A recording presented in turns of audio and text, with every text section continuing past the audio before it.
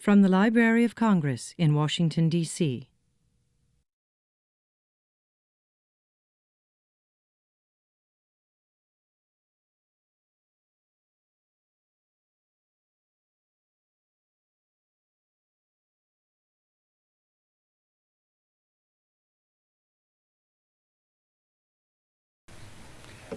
Good afternoon, ladies and gentlemen. I'm Chris Murphy. I'm the head of the Near East section here in the African Middle Eastern Division.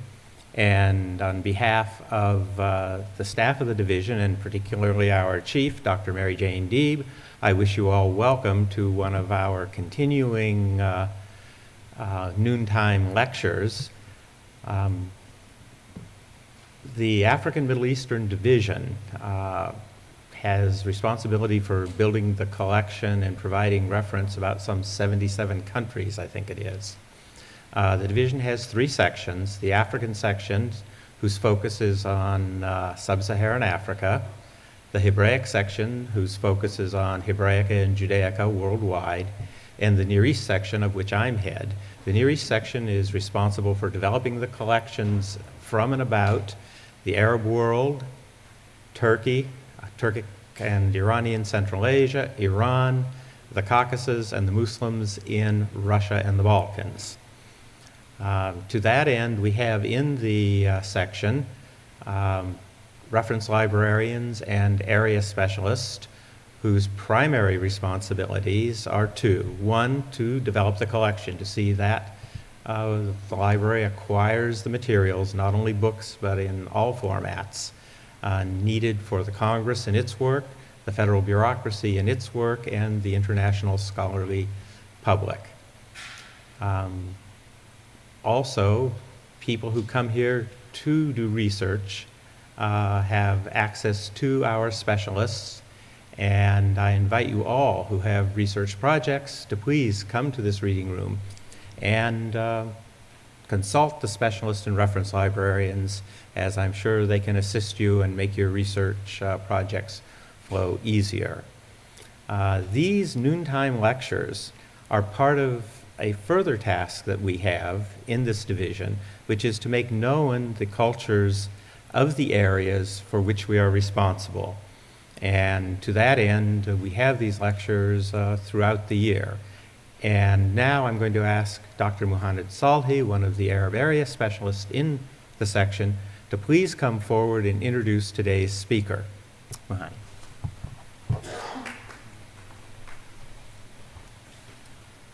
Good afternoon, everybody. Thank you all for joining us. Our program today features retired Library of Congress staffer Michael Albin, who will discuss his recent deployment in Iraq in an illustrated lecture. Albin retired from the library after 27 years of service, during which he held a number of positions, including 11 years as director of the library field office in Cairo, Egypt. Albin spent most of his career in acquisitions for the library, but he also served in the Asian division and as acting director for acquisitions and overseas operations. Albin knows Iraq well. He spent 3 years in the 1960s as part of the Ford Foundation's effort to boost English teaching skills in Iraq schools. He also taught at the prestigious Baghdad College, alma mater to many Iraqi leaders. In 1990, he returned as a Fulbright researcher, studying the history of printing in Iraq. In 2003, following the toppling of Saddam's Ba'ath regime, he joined Mary Jane Deeb and Alan Haley on a team to survey damage to the Iraqi National Library and Archives, and to recommend steps to restore its buildings and collections. In 2008, he joined the U.S. Army's Human Terrain System and was part of the effort to incorporate social science research and specialized knowledge of Iraq into Army decision-making. Upon his return, he designed and taught the Iraq Area Studies course at the Human Terrain headquarters in Fort Leavenworth, Kansas. He rejoined the Army's program as a social scientist serving in the Anbar province, Iraq, from July 2010 until May 2011. His observations on the Anbar security, culture, and developing democracy are the subject of his talk, The New Anbar Awakening, 2009 to 2011. So now, without further ado, Michael Albin.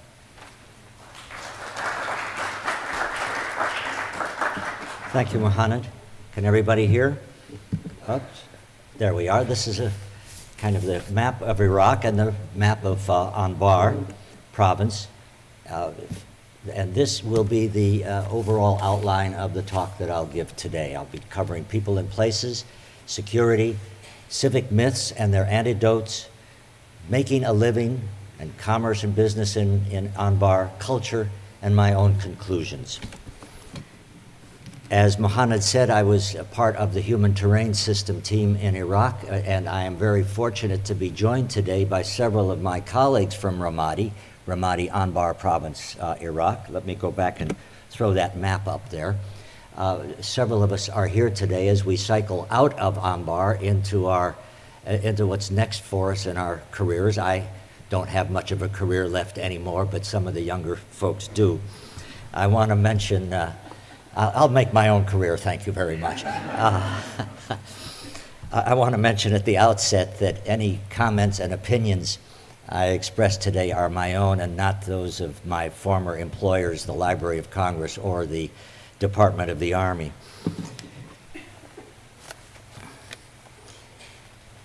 In my slides today, the Army features prominently. Don't let that distract you. It was a feature of the times and my position that we were dependent on the U.S. Army for everything, for housing, for food, for transport, for security, for everything. The Army was our employer and the commander was our boss.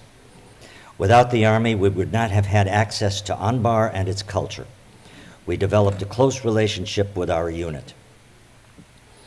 If we were successful, it was to the credit of the commanders and their staffs who understood and appreciated what we could offer their mission, which was to advise and assist the Iraqi army and the Iraqi police in keeping the province safe into the future. The place and the people. Anbar province, which dominates the western deserts of Iraq along 400 miles of the Euphrates, does not enjoy the archaeological importance and fame of its sister areas along the Tigris. Anbar is about the size of North Carolina and is Iraq's largest province or governorate.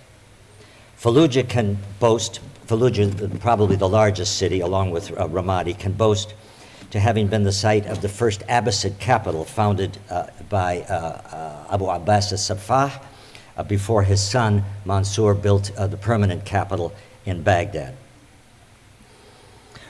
Both of the two cities, Ramadi and Fallujah, are close to the sites of the famous Jewish population and learning centers of the 3rd to the 13th century. Also, we know that Byzantine monks dwelled in the caves along the Euphrates near Haditha. Iraqi archaeologists are slowly resuming their work in the province at a variety of sites, according to press reports. A new museum in Ramadi, built with U.S. assistance, will soon be the center of renewed research on pre-modern history. Anbar is home to about 1.5 million people. The population is almost 100% Sunni. I think I can say pretty confidently that it is 100% Sunni. It formed the center of the famous or infamous Sunni Triangle, where so many Americans died in battles with Al-Qaeda in the years 2004 to 2007. The Battle of Ramadi in 2006 and the two battles of Fallujah in 2004 will live in our history as epical in fury and blood. Anbaris haven't forgotten these battles either. They chafe at the destruction caused by both sides, that is, by Al-Qaeda and by the U.S., even as they try to rebuild their cities and towns. It's fair to say, therefore, that Anbaris are of two minds about the American occupation, which officially ended in 2008. To this day, they often resent the merest vestiges of U.S. presence, while appreciating the part that we played in their liberation from the tyrannies of both Saddam and Islamic terrorists. They reach out to America for assistance to modernize the province and privately express misgivings about our leaving at the end of this year. Security. The question I'm most frequently asked is, how safe is it? Well, if you read the papers today, there was a biggish bombing in Haditha along the along the river. I'm sorry I can't step around here and point things out on the map, but Haditha halfway up the Euphrates toward the international borders. In any case, how safe is it? The standard media answer is that it's safer than it used to be. My answer is that Anbar is pretty safe. During my stay there, Ramadi suffered at least one big attack per month. High-yield explosions occurred in other cities less frequently. Assassination attempts on civilian and police officials were sporadic, but very disruptive when they succeeded, as they did in the case of a district mayor and a chief of police, and a district chief of police. The provincial leaders live under constant threat of assassination by Islamists and nationalist terrorists. But the population and their leaders are steadfast against the terrorists. Anbaris are brave and now perhaps psychologically calloused. Political figures like the governor and his deputies have been seriously wounded by suicide attacks and explosive vehicle rammings, but they return to work immediately, undeterred. This population appears undaunted as well, the overall Anbari population. People are back at the government buildings, back at their jobs, back doing their petitioning of the government, back at schools, back at markets, almost as soon as the glass and debris are cleaned up. Would I go back to Ramadi to teach at the university or work in a library? I certainly would. After due diligence and a continuing respect for the vulnerability of a foreigner, I would place my safety in the hands of the authorities, students, and Iraqi friends. I have a friend who's traveled all over much of Iraq as a tourist, accompanied only by her students' families. In fact, she's here today. Aren't you, Christine? Yes. Media personnel and businessmen travel the country all the time. Although polls show that Anbaris distrust their police and resent their presence resent the presence of the Iraqi army in their cities, they don't cower at home. Civic myths and their antidotes. To many Americans, Iraq remains a hell of murder and woe. Our media seem to delight in these stories. But while I don't deny there is daily deadly violence, Iraq is a place of reconstruction, hope, and change. Sometimes I think I'm just a voice crying in the wilderness here. Anbar's developing civic life is characterized by the public's desire for security and a steady improvement in their quality of life. The populace and the leadership, which I remind us is democratically elected, is on board with democracy, but democracy in the Anbar way. Provincial council members are ever mindful that they are elected and must run for re-election in 2013. Like our own political class, their interests are divided between enjoyment of the fruits of their position and the need to provide the basic services to the public that they need for re-election. The provincial bureaucracy, too, the governor and his staff, serve at the pleasure of the elected council. Governor Qasim al-Fahdawi attempts to provide steady improvement of day-to-day life while forwarding his own agenda of rapid development enabled by extracting as much autonomy as he can from the central government. His big plans for development are hamstrung by a sclerotic and corrupt bureaucracy appointed by the ministries in Baghdad. It's a peculiarity of the Iraqi governmental system that much of the operational power of the provinces is out of the hands of the provincial authorities. The powerful directors general of the offices of health, education, transport, oil, electricity, and the like are all appointed by Baghdad, not by the provincial council or by the provincial authorities. Underpinning democracy is provincial chauvinism. Anbaris stick together, regardless of tribe or sub-tribe, their status as urban or rural, illiterate or cultured. Time and time again, we observe provincial identity trump good politics or even common sense. Anbaris work hard to expel outsiders like the human body fights to expel a transplanted organ. Many Anbaris view the presence of the Iraqi army as an abscess to be removed from the province. Otherwise competent officials like the chief of police are ejected from office because they're not Anbaris. Corrupt local boys like the chief of police of the city of Fallujah are retained against all proof of perfidy. On the other hand, strong regional attachment doesn't mean that Anbaris feel less than 100% Iraqi. We noted a remarkable lack of what we might call Sunni separatism.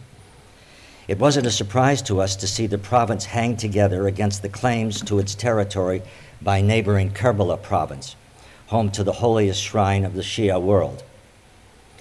But Karbala's claims to Anbari territory were countered by reference to historical, not sectarian arguments. Along the same lines, we noted surprising lack of fellow feeling for the problems of Sunni neighbor Salahuddin province and the former Saddamist city of Tikrit. There was little reaction in Anbar to the Sunni predicament in Diyala province, at the moment the most troubled governorate in the whole country. Most telling of all is the strong resistance to calls for transformation of Anbar into a self-governing region. This hot topic has been on the boil for many months. As of right now, it seems to have been settled with the majority of the population and the politicians themselves in favor of a unitary status quo. Finally, over the months, we noticed growing sophisticated use of by the provincial government of the by the provincial executive and legislature in the exploitation of its political resources in Baghdad. The province, which we once termed clueless Anbar, is now building strong relations with the Prime Minister's office, with the 14 Anbaris in the National Parliament, and with key figures such as the powerful Minister of Finance, Rafael Asawi, a Fallujah, who is now Anbar's patron saint or guardian angel in Baghdad. Democracy. If you asked me what is the most surprising thing we found in Anbar, my answer would be the strong progress toward democracy. Anbari leaders, including the significant tribal Sheikh Ahmed al-Rishawi, realized the error of their ways when, in 2005, they boycotted Iraq's historic first parliamentary elections. In elections since then, provincial and national, Anbaris have come out to vote. They now have an elected provincial council of 29 members and 14 seats in the national legislature. Anbari commitment to the culture of democracy seems to be setting down strong roots, as exemplified by the permissive attitude of the security forces, that is the Iraqi army and the police, to the weekly peaceful demonstrations that have taken place in the province since February. There are still many problems of governance to work out. Some examples: the status of districts and sub-districts is ambiguous. There seems to be no national authority in charge of interpreting the Constitution or obligating its coeval branch to enforce these interpretations. The judicial system in the province, largely controlled from Baghdad, needs modernizing. These are just some of the examples of the many modernization and improvements that have to take place in the governance, the day-to-day governance of Anbar province. Anbar traditions. In cultural life, it was my biggest disappointment, to be frank, that Anbaris do not read. Anbaris say of themselves, "We do not read." I found this to be true time and time again. I'm talking about culture in general, culture in the intellectual sense, not culture in the folkloric sense. The unfortunate fact was borne home several times when I tried to engage local officials or teachers in discussion about books and authors. Their response was usually a blank stare, or they quickly changed the subject to well-known authors of the past like Ali al-Wardi or poets like Abdul Wahab al-Bayati. Bringing newspapers and magazines from the souk, from the bazaar, from the market, was virtually impossible. What between army procurement regulations and the weak local reading culture, in the end I had to pay the garbage man to bring newspapers and magazines twice a week from downtown Ramadi, to my little post, and I had to pay for them out of my own pocket. No, today's Anbar is glued to the TV, usually Al Jazeera or the favorite Al Arabiya, which spins the news more to Sunni sensibilities. The government channel, Al Iraqiya, is also popular, as was the Al Anbar satellite TV, which was popular among the council members and bureaucrats, but whose public impact was questionable, as was the popularity of the US-funded El Fallujah radio. Cell phones are ubiquitous. Each official had several and would cradle them 2 or 3 in their hands like a deck of cards. Our conversations were always interrupted as they took their calls, sometimes carrying on quite open conversations about security matters, as during the frequent but generally peaceful demonstrations that mirrored those of Cairo and Damascus and elsewhere.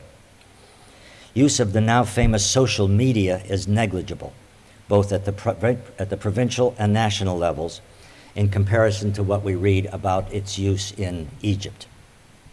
Local newspapers were scarce and distribution erratic. The provincial executive publishes a weekly, as did the provincial council. The latter sputtered and died last spring. One private newspaper struggles to stay in business. I'm not sure whether it's still in business as we speak now. This is called Al Jazeera, named after the traditional desert home of the Anbari tribes, that stretch of desert that runs more or less from the Saudi border all the way to the Syrian border in the north. That paper, Al Jazeera, offered critical commentary of the provincial government as well as general news and cultural news. Culture in the broader anthropological sense was alive and well represented on Anbar's TV station. Reporters interviewed men of the older generation, like me, for example, for their recollections. Poetry is the main literary product of the province. Poets young and old were invited to present their work in a weekly program produced by Nazira Dulaimi. In another weekly program, set in a Bedouin tent, older men sat on cushions ranged around the walls and recited poetry, some of them reciting extemporaneously as they went around the room. The desert, for Anbar, the desert is the symbolic heart of the province, of their culture, much like the frontier used to be for Americans. Tribes. Tribes and their sheikhs in traditional garb remain a significant feature of the cultural landscape.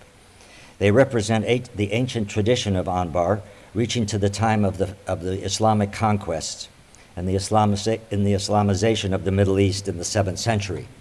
Lineages reach back even beyond the 7th century, far beyond the time of the Prophet Muhammad. Today's sheikhs are keenly aware of their heritage and demand respect as by right. They are right now, or have just finished, Eid al-Fitr, the feast following Ramadan fast. The sheikhs will be entertaining their kin in celebration. They will be paying their Eid respects to civilian politicians and security officers in Ramadi and the district seats, and will in turn be visited by all of these foremost politicians and security figures. American soldiers and civilians will not be ignored, and will return the hospitality with invitations to provincial personalities. Although tribes and their leaders continue to have a significant place in Anbar's culture and played a crucial role in defeating al-Qaeda in Iraq between 2006 and 2008, their position as a hub of power has weakened. This is in part due to the lack of forceful leadership and partly because the central government, provincial authorities, army, and police have sidelined the sheikhs. There is significant diversity of opinion and interest within large tribal groups, within sub-tribes, and even within family units. Although Anbaris embed their heritage in the Dulaim Confederation of Tribes, there is in fact no unity within this configuration, which probably includes the majority of the people of the province. At present, power rests with those sub-tribes of the Dulaim which possess strong, shapely personalities and financial resources. Social cohesion is achieved through patronage and alliances with other tribes and with connections in Baghdad and Ramadi. Making a living, commerce and the economy. The most difficult task for U.S. officials in Ramadi was to explain concepts and operations of the modern marketplace. The province is relatively secure, but still suffers periodic explosions. But the explosion that will have the greatest long-term impact on growth is the explosion in population. The people of Anbar, and perhaps of Iraq as a whole, have been organically acclimated to government command and control, and they cannot imagine doing business in any other way. This stands in the way of entrepreneurship and risk-taking of all sorts. As yet, there are no viable banks or bank branches. Anbar has no insurance companies, no sense of credit in a cash economy, no foreign investors in productive industrial or transport or infrastructure industries. Even Gulf sheikhs have been chary of investing in Anbar. The reasons for this lag are too numerous to discuss here. I just want to mention one important reason. Impediments include almost complete ignorance of how a modern multinational company operates, cultural preference for cash transactions, and uncertainties of Islamic commerce, and last but certainly not least, corruption on a geologic scale. Residential construction, retail trade, mostly in imported goods, transport, and large project financing by the government support the local economy. There is small-scale manufacture and extraction of raw material for construction, but all of these combined are not enough to absorb the young unemployed, whether illiterate.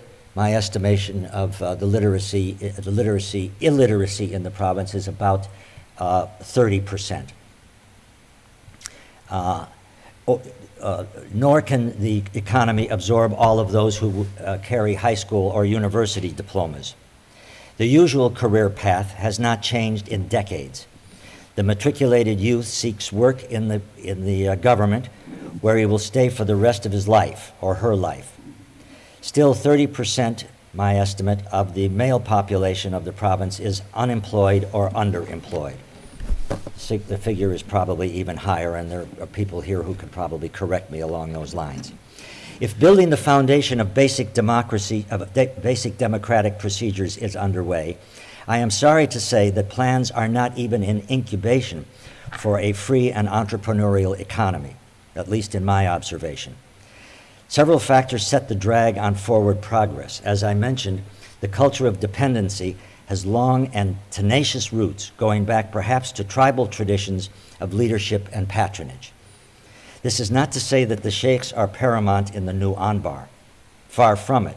We found almost unanimous skepticism, even disdain for tribal leaders among the common folk, and the leaders themselves share disdain for each other. Deep-seated dependency is part of tribal culture, exacerbated by reliance on the government at every turn. Over 50 years of National Socialist rule under the Ba'athis followed the period of windfall oil wealth after Iraq took control of its petrol revenues in the 1950s. Combined with civic chaos following the U.S. invasion, these factors accustomed Anbaris to the dole. It's not that provincial leaders are unaware of the problem, but like politicians everywhere, they like to give things away as freebies to voters.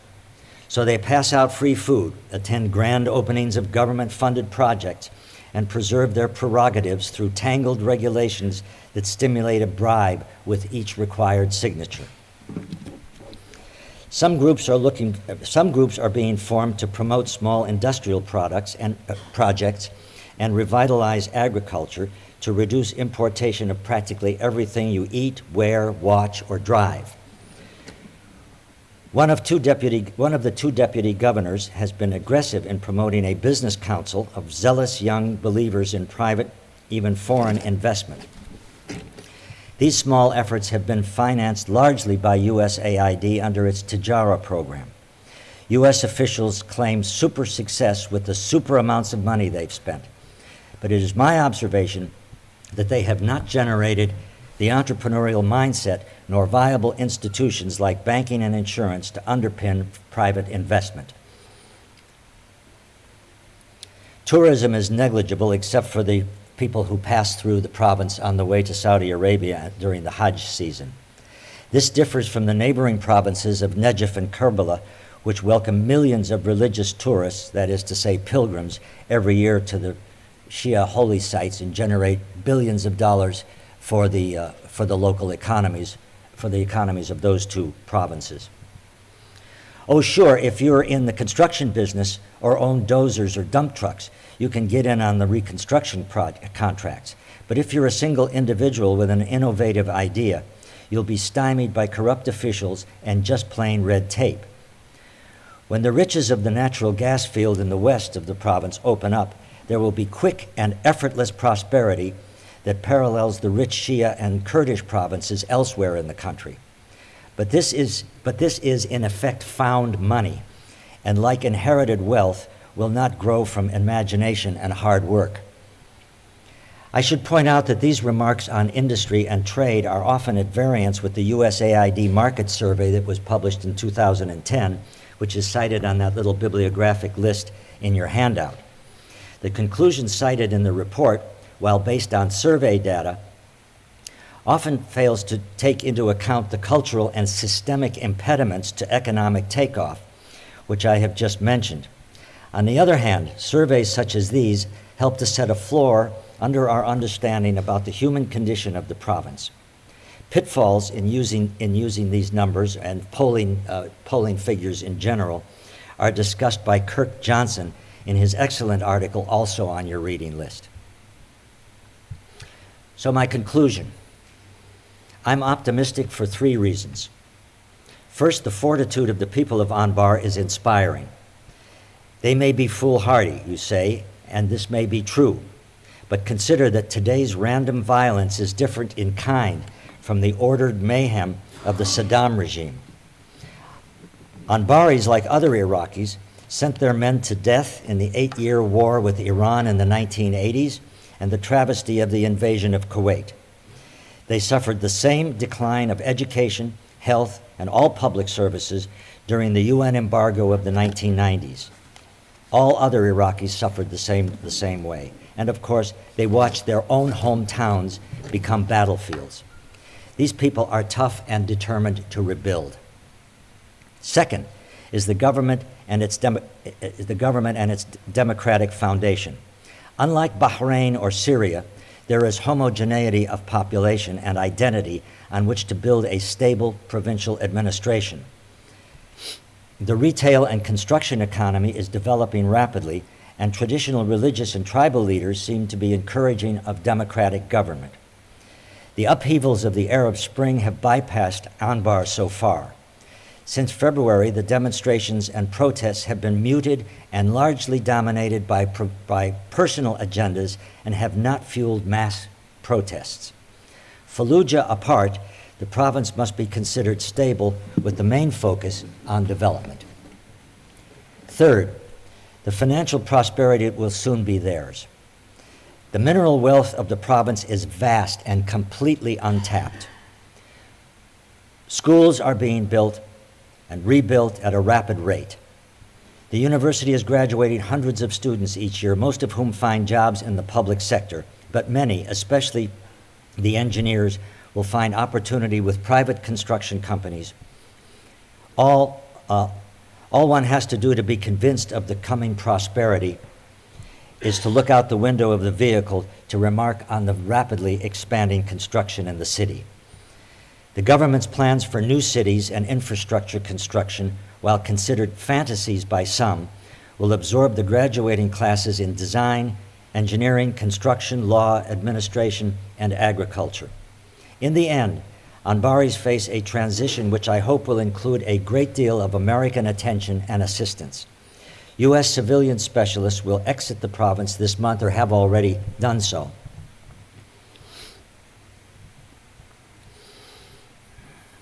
leaving Iraqi employees of the U.S. Embassy to devise and execute educational and cultural links with the United States. The greatest need of Anbar and of all Iraq at this time is education and permanent cultural and commercial contact between the two countries. If we can institutionalize the goodwill on both sides, the effort of both sides during the past 8 years will have been largely ameliorated. Thank you. Thank you.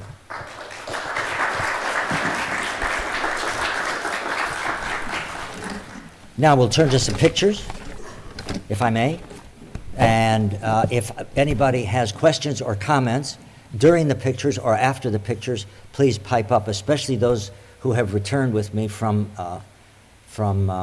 Ramadi in recent days. The other parts of the civilian force there, the USAID, State Department, PRT personnel are just arriving back in Washington now, and some of them are here. So I invite them to pipe up as well.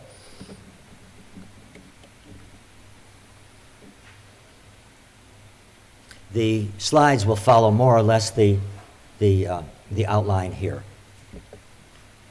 This is the city of Ramadi as it looks today from the air, a bridge over the Euphrates. I want to point out that the picture on my left, I don't know where it is on your screen, on your left too, I guess. The picture on your left as well is what Ramadi looked like in 2007. A bombed out shell, probably I'm not old enough to have been to Leipzig or Dresden, but probably not much different from the bombings of those cities. Ramadi today is being rebuilt, as I mentioned in the talk, at a rapid rate.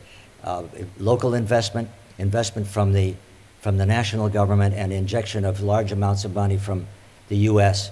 is helping to rebuild the city. On the security side, this picture shows something that is typical of daily life at our Army post. The idea of the U.S. Army in Ramadi at the present time is to not do combat. Combat participation is over, but to train, advise, and assist the Iraqi Army and the Iraqi police in the procedures needed for sustained provincial security, one of whose activities is humanitarian assistance in time of crisis. Here you see a group of Iraqi soldiers loading up bags of humanitarian supplies to be driven out to a village to be distributed to villagers out in the desert or in the poorer suburbs of the cities. I wanted to certainly not neglect to mention that this was a place of, Anbar province was a place of intense combat and intense bloodshed for American troops.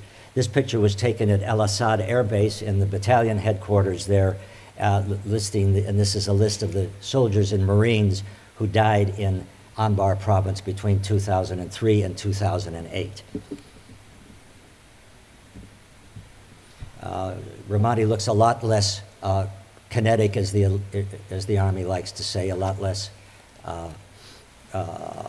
There's no combat there anymore. Random terrorism is what we see and read about in the newspapers every day, or several times a week at any rate. This picture is the headquarters of the Iraqi Army in Anbar province. The Iraqi Army provides the backbone of security, of provincial security, and occupies a palace, one of Saddam's palaces, as you can see.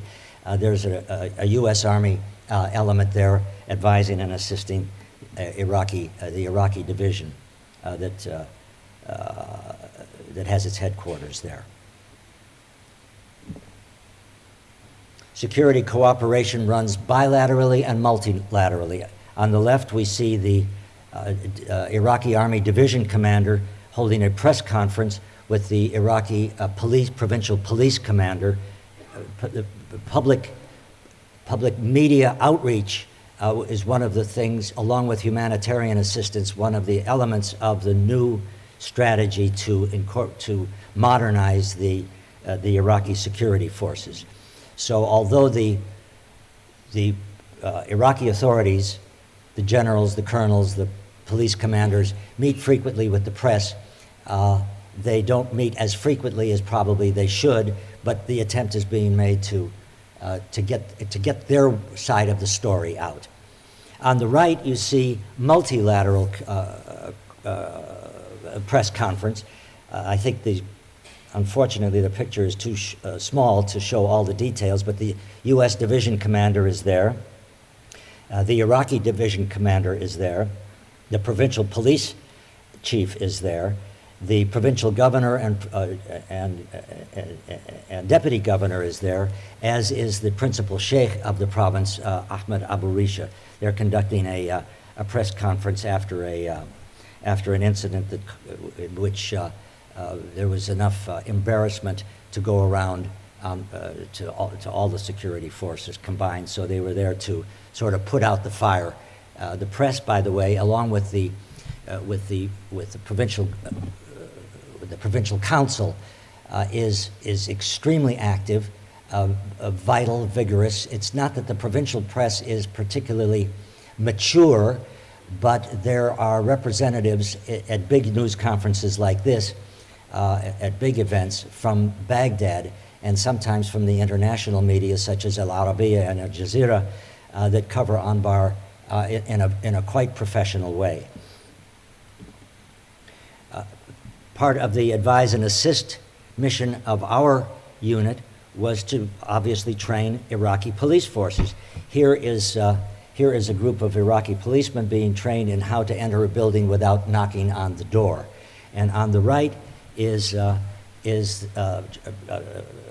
training session where the Iraqi police, whom you can't see but are in a circle behind me here, learning how to monitor and control a crime scene.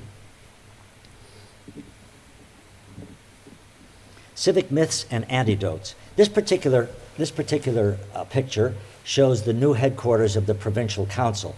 As you see, the Provincial Council member on the right, talking to a PRT representative, has no furniture to sit on. Unlike Afghanistan, we see a lot of pictures of soldiers sitting on carpets in tents and so forth, cross-legged on the floor. Well, they happened to be cross-legged on the floor because the furniture hadn't been delivered yet. I'm sure we've all done that from time to time. The Anbar Provincial Council is a vital organization with lots of debate, lots of misunderstandings, miscommunication, misgovernment, if I may say so. But they're giving it the old college try to get a provincial council, a viable provincial council, established in the province, and they meet regularly, often, and at length, and they talk at length. I must say I've fallen asleep in many a provincial council meeting because as they debate taxi fares and other minutiae of government. On the right is the list of the photographs of the 29 members of the provincial council, color-coded to show their party affiliation. Party affiliations in Anbar, for those of you who really pay attention to political science and the minutiae of politics, political junkies, really don't mean very much in the province. But in the last election, people did form blocks and form parties and run on a party platform. And after they achieved office, promptly forgot much of what they had both promised the electorate or the platforms on which they ran. This is a picture, again, of the provincial council. On the left is the provincial governor. On the left center is the provincial council chairman, the former provincial council chairman, who just this week or just very recently has resigned. He is on his cell phone.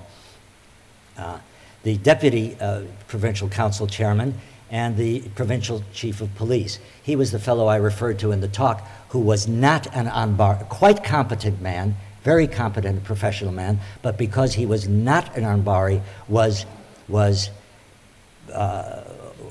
hectored and bullied out of the province, and eventually promoted upstairs to a job at the Ministry of Interior in Baghdad, apparently, to be replaced by an Anbari police officer.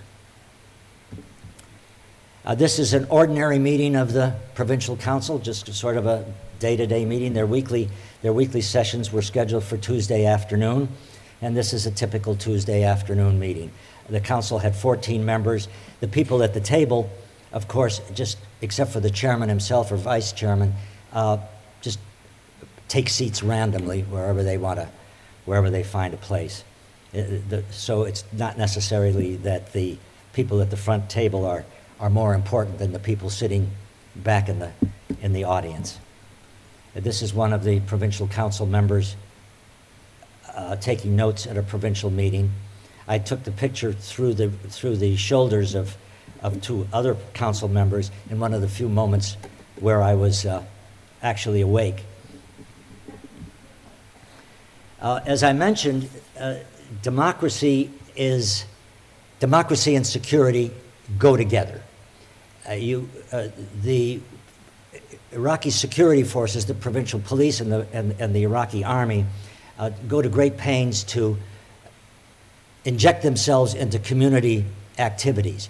On the left, you see the lady there, the politician, a provincial council member, with the Iraqi police officer distributing school supplies at a local school in Ramadi. And these on the right are the kids lined up to receive their notebooks and lunch boxes and backpacks and whatever else was in the kit of deliveries. Now here we see two politicians with one job description. On the left is the Anbari, one of the two Anbari deputy governors, giving out freebies to widows and orphans. In this case, he's giving out school supplies.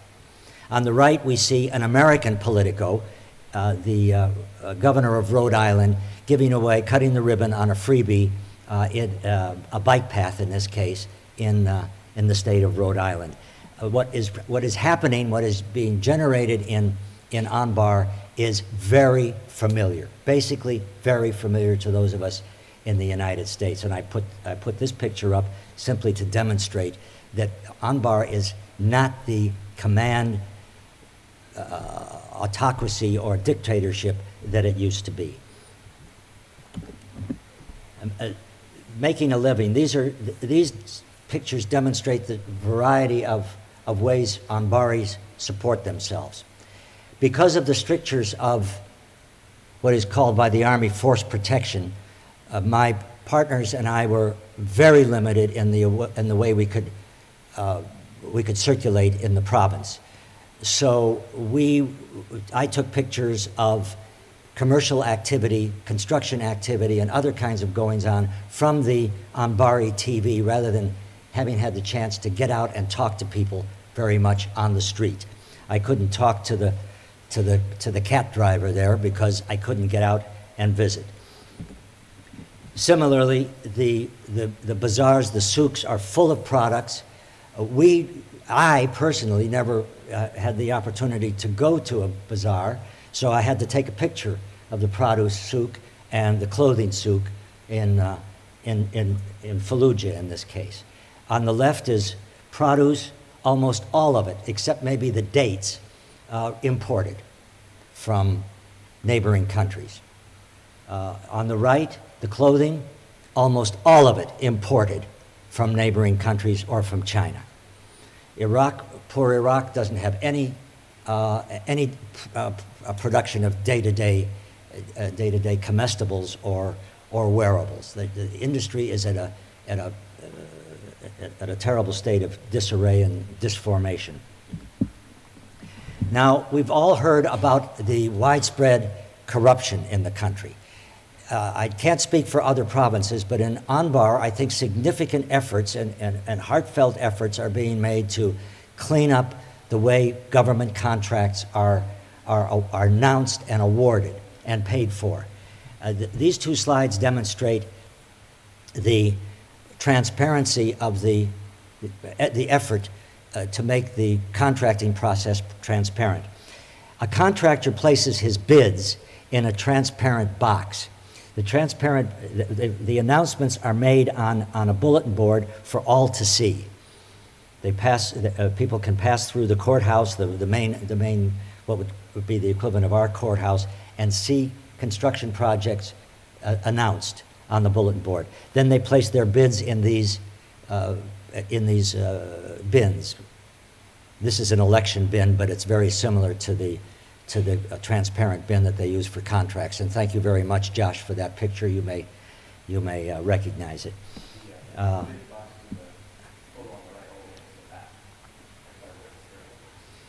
So I thank you. The efforts are made to clean the place up. When those boxes are open and the bids are opened, they are done. It's done on TV, so that it's live TV. A personality from the provincial council dips into the box, opens the bids, places them in piles in order of the dollar value. It's not a perfect system, but it is an attempt to clean the place up. What is in a humanitarian shipment when the humanitarian shipment contains food? Olive oil, rice, sugar, not olive oil, cooking oil, rice, sugar. What else, Mona? Rice, Flour. Right, and they get to keep the bag itself. These go out mainly to widows and orphans, I would say, in general. Families without a male support, a male breadwinner. Culture in general. What could be more representative of culture than the food? This was a typical dinner that we would have, that we would be invited to at an Anbari Politico's home, or a lunch we'd have in one of the office buildings of the provincial council or the provincial government. These are the first steps toward an open and trustworthy press.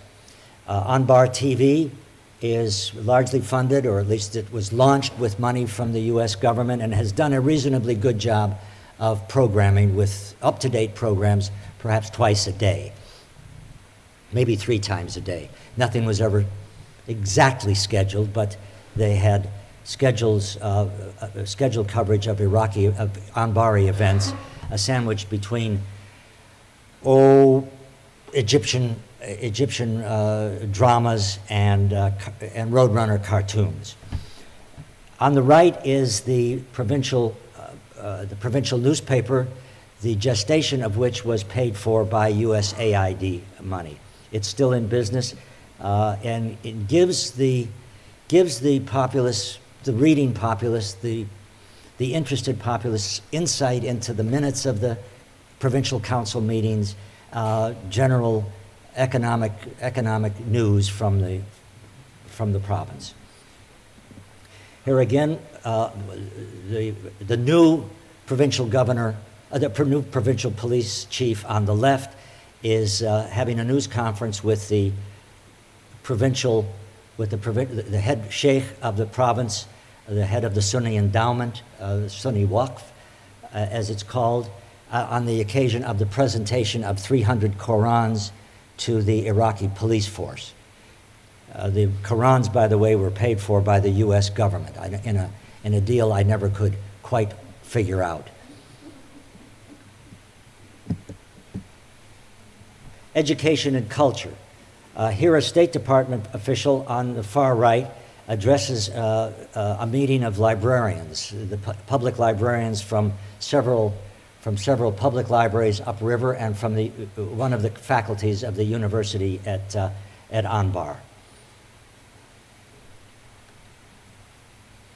The public library, by the way, in Ramadi, a Taj Mahal of a building, was funded by USAID, I believe, but was off limits to us because we couldn't visit for reasons I I just mentioned for force protection reasons.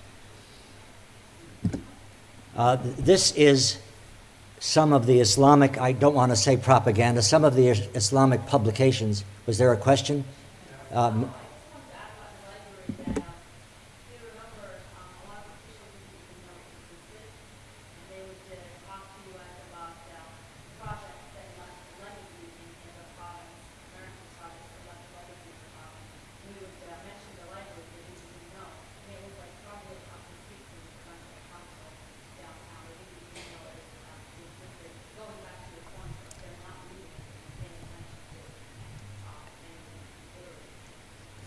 Thank you. It was, speaking of media relations and putting the word out, the comment was made that the Iraqi officials, high-level Iraqi officials, including the provincial governor himself, was basically unaware of large projects that had been funded by the U.S. government, and they were constantly accusing, not us personally, but the U.S. forces and the U.S. civilian representatives in the province of not doing enough for the Anbaris, whereas right down the street were these projects of multi-million-dollar projects that had been funded by the U.S.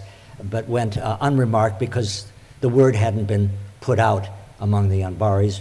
Yes, sir. Yeah, we're just running down on time. Oh, running down on time. All right. Well, if we could turn this over now for questions and answers. Yes, yes, sir. Thank you very much for the enlightening presentation. Yes. In general, before the American intervention in Iraq, the Middle Eastern intellectual community had the idea that the Iraqis were the most nationalistic among the Arab states in their union of, say, 85, 90 years. Now, on the basis of your recent visits to the Anbar, how do the people in the Anbar feel towards their sectarian brothers in Niger, Karbala, and Basra? As I mentioned, they are, the Anbari spirit, in my observation, was one of a complete spirit and feeling of unity with the rest of Iraq. This was true of their official statements, as well as the statements people made to us personally and off the record. I don't think I can remember any serious, deep-seated animus toward Shia or Kurds. The deep-seated animus was toward corruption in Baghdad and perhaps to the prime minister himself, and of course to the nefarious Iranians who mess around in Iraqi politics, at least as viewed by the Anbaris. But I didn't see any knee-jerk reaction or prejudice against one group or another of Iraqis. Yes, yes, Gail. I know this has come up before, but what is the Library of Congress, if at all, doing to supplement the books in the library? Are we using our use? Are they entering exchange programs? And how are they getting the books? Through the Cairo office, I would say. The Cairo office, I think, has a stock of publications that we send to the National Library of Iraq or to maybe the university or universities or other exchange partners. I'm not sure how I'm not in the business anymore, but traditionally that's the way we would do it. Mary Jane, is that? I think Cairo takes charge of those exchanges. I think so, yes. In fact, our field director in Cairo will be going to Iraq very shortly to give some training courses there. Yeah, and yes. Yes. Thank you, Michael. That was an extremely interesting presentation. You talked about the Anbaris, their most important source of identity was their government or their province, and they were very cohesive regardless of background. And then you talked about the importance of the tribes. Could you say a little bit more about tribal identity, and is there still sort of cross-border into Syria, Saudi, Yeah. The nomadic tribes, are they still nomadic, and how do you see the tribal identity in the overall core identity of Anbaris and the national Iraqi identity? According to very suspect statistics, there may be as many as 1 million nomads still left in Al Jazeera, that great swatch of desert and plateau. I don't think that is anywhere near accurate.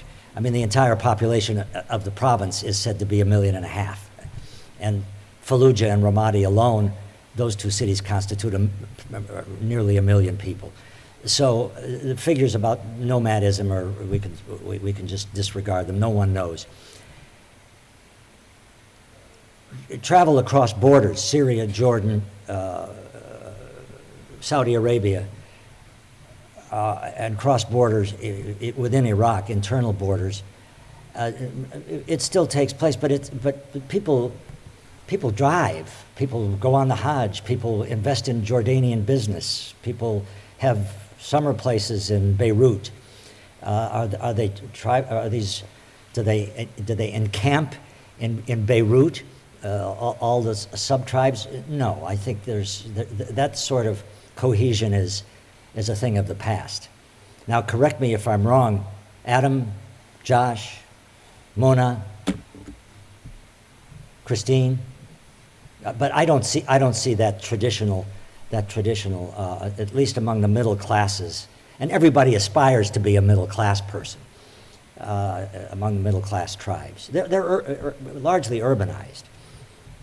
So in the urban atmosphere, tribal identity becomes Anbari identity, or are they just No, they're coterminous. Yeah. Anbar, the old provincial name, the old name for the province was Dulaim, and then they changed it to Anbar. The Dulaimis are Anbar, the Anbaris are Dulaimis, by and large. And then sub-tribes, of course, sub-tribal politics and sub-tribal relations take over. Security is certainly the main thing that seems Iraq and the newspapers reports all the violence and so forth. Do you think the Iraqis have developed the capacity to sustain themselves on a security basis and to deal with external threats such as Al-Qaeda that keeps showing up and is determined to make a stand in this country? Yeah. Do you think that's going to happen? Mm-hmm. It's happened. It's happening. It's going on now. It's a done deal. It's done. Just saying, once the Americans leave, it'll be over. Once the Americans leave? Sure, I have no doubt. At least as far as Anbar is concerned. I'm not talking about other provinces. I'm not talking about Mosul or Nineveh or Diyala or other places. But The situation could be it could be different. Could be the same. I simply don't have any current information on that. But I'm pretty confident that Anbar is. I mean, the basic threats in Anbar right now, security threats, are nationalist threats. That is ex-Baathi and the remnants of Qaeda. When you see the IED today that killed 8 officers in today's news out in Haditha. Yes, is that war? No, that's a terrorist event. 40 people were killed in New York City over this long weekend.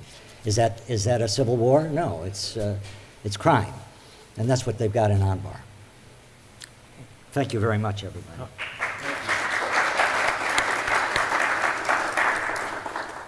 I'd like to thank Michael for a very interesting presentation, and would also like to thank all of you for having come, and please visit us again, and keep in mind that we do this with a certain amount of regularity. Again, thank you all. Good afternoon. This has been a presentation of the Library of Congress. Visit us at loc.gov.